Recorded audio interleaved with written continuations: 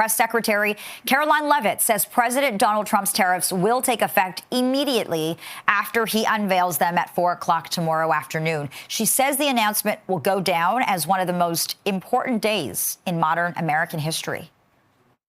American workers and businesses will be put first under President Trump, just as he promised on the campaign trail. The president's historic action tomorrow will improve American competitiveness in every area of industry, reduce our massive trade deficits, and ultimately protect our economic and national security. President Trump's economic vision is rooted in common sense. America will offer companies the lowest taxes, energy costs, regulations, if they make their products right here in the United States and hire American workers for the job. And while the U.S. president continues to say tomorrow will be Liberation Day for Americans, those on this side of the border are bracing for impact. A new report is predicting 160,000 Canadians could lose their jobs as a result of these devastating tariffs. Our Beatrice Faisman is standing by with reaction this half hour. Beatrice. Lena, tough times on both sides of the border. So let's dig right into this outlook, this new report. I've got Pedro Antunes, the chief economist of the Conference Board of Canada, joining us now live here on CP24. Sir, good to see you. Thanks for making time for us. Walk us through some of the key findings of this outlook. Well, essentially, we were scratching our heads as to what assumptions to put in with respect to tariffs. We needed to get the forecast done, and we're certainly, going to keep our eyes on the news tomorrow and see if we need to make revisions. But essentially, we're looking at, what is the impact of a quarter worth of tariffs. So 3 months of tariffs, starting with the April announcements and some that started prior on steel and aluminum, as we know. And what is the impact on Canada? And essentially, and in fact, this is bad news all around. It's bad news for the U.S., and it's bad news certainly for the U.S.'s trade partners, and that includes us. So essentially, a decline in economic activity. We would expect to see job losses in the quarter. We're hopeful that if the tariffs are temporary, that they last just 3 months, that we would see essentially things, the economy regain some ground and jobs rebound a little bit. But nonetheless, this is going to take a good bite out of our economic growth for 2025. Pedro, let's talk about what sectors specifically are going to be hit the hardest. We heard a lot of talk about not only the steel and aluminum sectors, manufacturing, auto workers and auto parts, grave concerns for those industries. Where are most of these job losses expected to happen? Yeah, well, I think, nobody escapes here. This is just a bad news story all around. This is going to cause inflationary pressures across the board, so that affects all consumers.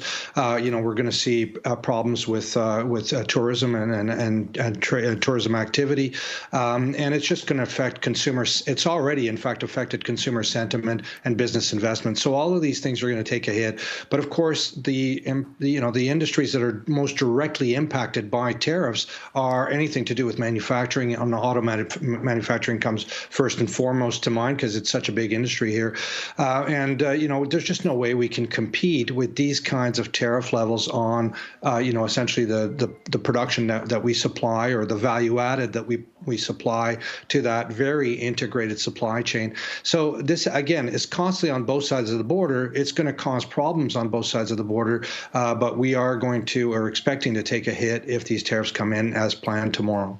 I know in your report you talk about the fact that the manufacturing sector could see prolonged challenges just because of planning. You can't hire for 2025 if you don't know what's going to happen in the immediate. How difficult is it to forecast economically as well for the second quarter, third quarter, fourth quarter, when again, the goalposts keep moving with the U.S. president?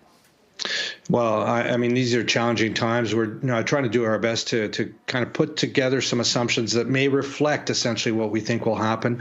Obviously, I think the end game here from the Trump administration is really more bark than bite. In other words, more of the fear around access to the U.S. consumers by creating this anxiety, this sense of uncertainty, and that on its own moves investment. It's similar to what we saw back in 2016 when we were talking talking about, during President Trump's first term, when we were talking about dissolving NAFTA, and again, that fear and that concern around access to the U.S. consumer. So I'm hopeful, certainly in the assumptions that we've made in our forecast, that, this is, again, more bark than bite, that, we do see tariffs coming into place, but hopefully they won't last. But they will, and they are having the intended impact, which is to move investment south of the border to secure access to the all-important U.S. consumer. Listen, I think a lot of the decision makers, leaders, and workers in this country are ready for the barking to stop at this point. Pedro Antunes, chief economist from the Conference Board of Canada, thanks so much for your time. It's a pleasure. Thanks for having me. You bet. And so, Lena, certainly all eyes are going to be in the White House tomorrow, 4 o'clock. So just over 24 hours from now, really, we'll be watching what the U.S. president announces. And then, of course, what our prime minister and what potentially different levels of government do to react to what the U.S. president imposes. Again, 4 o'clock tomorrow at the White House. Here we go again. It feels like we're on a roller coaster and we just can't get off. Yeah. Beatrice Faisman live in our newsroom. Thanks for this, Beatrice.